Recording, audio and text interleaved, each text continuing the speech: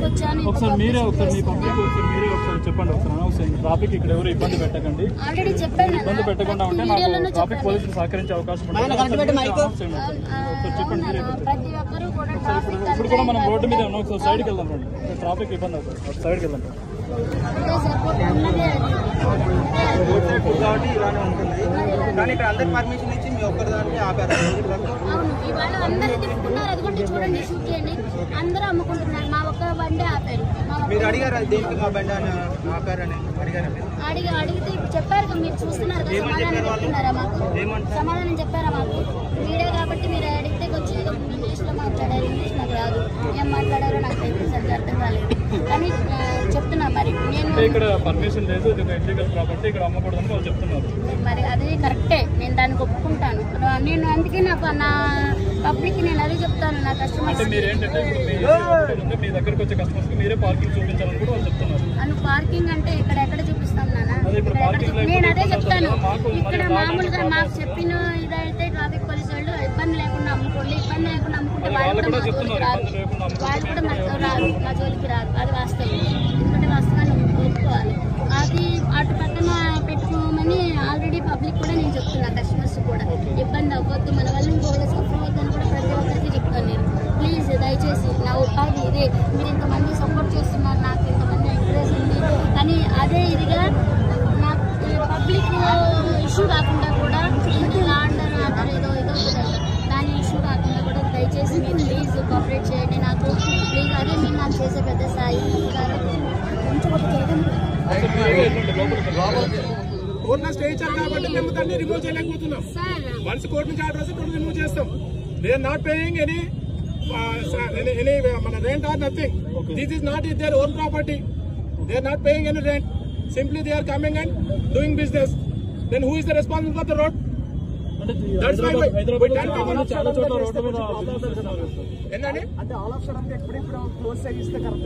sudden గా కాదండి. since long time we are saying this one. చాలా రోజులు చేస్తున్నాము.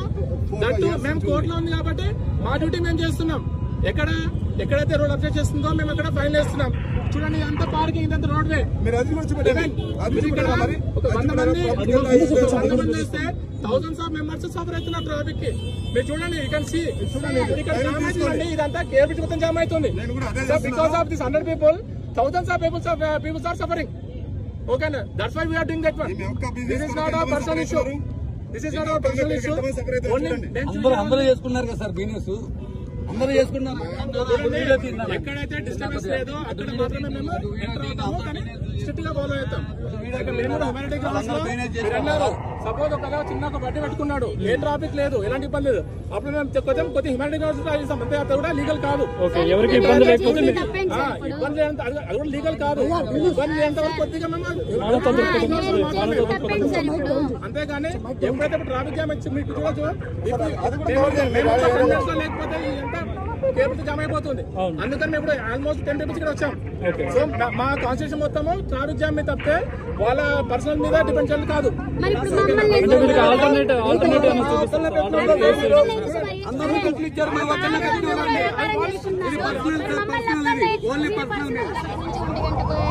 నుంచి ఇప్పటి వరకు మమ్మల్ని నమ్ముకొని ఇవ్వట్లేదు. అందరూ బిజినెస్ చేసుకుంటున్నారు, మమ్మల్ని ఎందుకు చేసుకుని ఇవ్వట్లేదు? మరి పోలీసు వాళ్ళు మరి మమ్మల్ని ఎందుకు అంటే పోలీసు వాళ్ళు ఈ రోజు మిమ్మల్ని ఇబ్బంది పెట్టారు? ఇంతకు ముందు కూడా పెట్రోలింగ్ సేమ్ ఉండేది ఇక్కడ? లేదు, ఎప్పుడు లేదు. ఈ రోజు మీకు ఎప్పుడైతే క్రౌడ్ ఇక్కడ ఎక్కువ వస్తున్నారో ఈ రోజు మీకు అంటే అంత గతంలో కూడా ఇట్లా జరిగినాయి. కాకపోతే ఇట్లా ట్రాఫిక్ ఇది వల్ల కానీ ఇట్లా ఇది చేస్తే మళ్ళీ అమ్ముకొని ఇచ్చారు. మళ్ళీ ఇప్పుడు మళ్ళీ ఏమైందో మరి ఏమో అర్థం కావట్లేదు. కానీ మా పబ్లిక్ కూడా నేను అందరికీ చెప్తున్నాను కదా, కొంచెం తయారివ్వండి, ఎక్కువ మన వల్ల ఇంకొకరు ఇబ్బంది కాకూడదని నేను ప్రతి ఒక్కరికి అదే చెప్తున్నాను. నేను అది మీరు చాలా కూల్ గా మాట్లాడుతుంటారు, కానీ ఇది దీనికి అసలు ఏం చేయాలో ఏం అర్థం కావట్లేదు. మరి ఇంతమంది ఆకలితో వచ్చారు నా కోసము, కానీ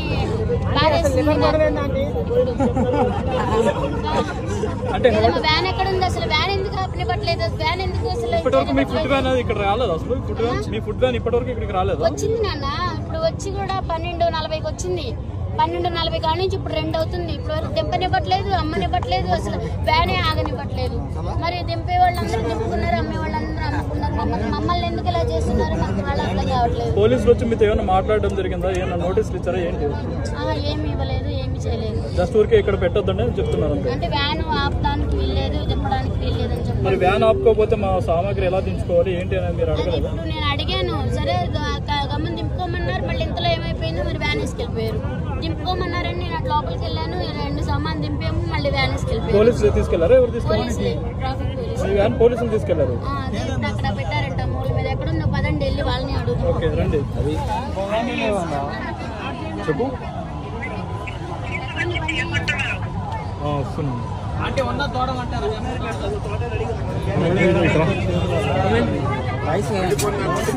నమ్ముకొని ఇట్లా చూద్దాం, అందరూ నమ్ముకొని మన ఎంత నమ్ముకొని ఇట్లా చూద్దాం. ఇప్పుడు మళ్ళీ ఏమంటున్నారండి? రాని ఇట్లా వాళ్ళు రాని ఇట్లా అక్కడ వీడియో పట్టు మరి.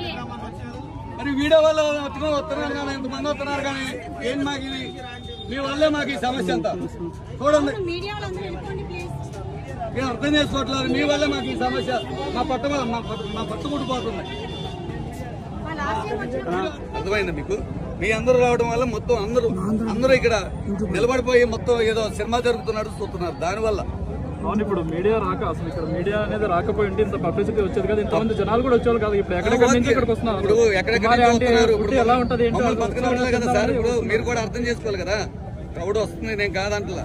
మమ్మల్ని కూడా బతకనట్లే కదా. మేమేదో రోజు మీద పట్టబోసుకుని బతికేవాళ్ళు. ఇప్పుడు మమ్మల్ని మీరు చూస్తున్నారు కదా మీ కళ్ళ ముందలే. మరి దీనికి మేమేం చేయము? మా తప్పేమైనా ఉందా? మేమేం చేసింది? మేమేం తప్పు చేయలేదు కదా. అంటే మీ హోటల్ ని ఇంకా ఎస్టాబ్లిష్ చేయాల్సిన అవసరం ఉందని మీకు అనిపించింది? ఇంతమంది క్రౌడ్ వస్తున్నారు కదా, ఇంతమంది క్రౌడ్ సరిపోయి మాకు ఆ స్తోమత లేదు నాన్న, మాకు ఆ స్తోమత లేదు. ఏదో మంచిగా రుచికరంగా పెట్టుకుని అమ్ముకుంటున్నాం రోడ్ సైడ్. మాకు అంత స్తోమత లేదు. పోలీసులు ఇక్కడ పెట్టొద్దు అన్నారు.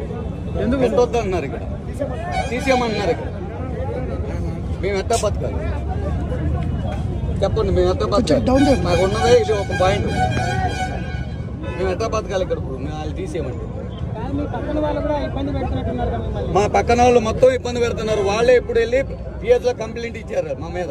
అంటే మీకు వ్యాపారం బాగా మాకు వ్యాపారం ఎక్కువ జరుగుతుందని వాళ్ళే కంప్లైంట్ ఇచ్చారు. మా పక్కన వ్యాపారస్తులు అందరూ కంప్లైంట్ ఇచ్చారు. అంటే ఫుడ్ ఎక్కడ బాగుంటే అక్కడికి జనాలు వస్తారు. అది అర్థం చేసుకోవాలి ఎవరైనా.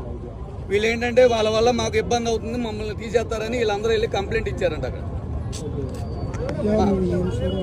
ఇప్పుడు వాళ్ళు కూడా మీరు పెట్టినట్టు టేస్ట్ అది వాళ్ళు తెలుసుకోవాలి. అది కాకుండా ఇక్కడ వచ్చి ఫ్లోటింగ్ ఎక్కువ అవుతుందని చెప్పి ఇక్కడ వాళ్ళు వెళ్ళి కంప్లైంట్ చేశారంట అక్కడ. వాళ్ళు వచ్చి ఇప్పుడు మమ్మల్ని పెట్టినట్ల అందరూ అమ్ముకున్నారు. చూడండి మీరు కావాలంటే, అందరూ అమ్ముకున్నారు. మా పక్కన వాళ్ళు అందరూ అమ్ముకున్నారు. మమ్మల్ని పెట్టినట్లే ఇక్కడ. అంటే మీ దగ్గరికి ఇప్పుడు జనాలు కూడా రమ్మని పిలిచామా? ఎవరిని మీరు మీడియా వాళ్ళని మేమందరం పిలిచామా రమ్మని? మరి ఎందుకు మా మీద ఇలా ఎందుకు కక్ష కడుతున్నారో నాకైతే అర్థం కావట్లేదు.